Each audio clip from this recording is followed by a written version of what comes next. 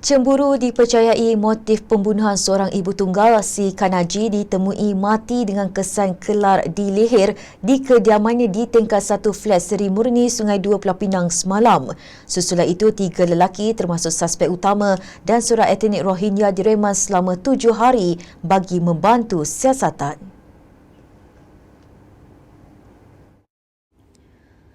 Perintah reman terhadap ketiga-tiga suspek itu dikeluarkan Majlis Aini Adilah Muhammad Faizal bermula hari ini sehingga 11 Februari depan.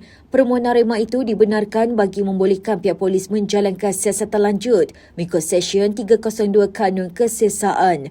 Terdahulu, ketiga-tiga lelaki itu termasuk lelaki tempatan berusia 45 tahun serta seorang etnik Rohingya berumur 38 tahun memakai baju lokal berwarna oranye dibawa ke mahkamah diiringi polis pada jam 11.35 pagi. Malaysia Gazette semalam melaporkan seorang wanita yang dikenali sebagai Citra berusia 41 tahun ditemui mati dipercayai dibunuh di kediamannya di flat Seri Murni, Sungai Dua pada Rabu. Mangsa ditemui dalam keadaan terbaring di atas katil di salah sebuah bilik dengan kesan kelar pada leher dipercayai dilakukan menggunakan senjata tajam. Pakar Perundian Patologi Forensik Hospital Pulau Pinang, Dato' Dr. Zahari Noor memaklumkan tiada kesan pergelutan ditemui pada tubuh mangsa sekaligus menunjukkan mangsa berkemungkinan diserang oleh individu dikenali dari arah belakang.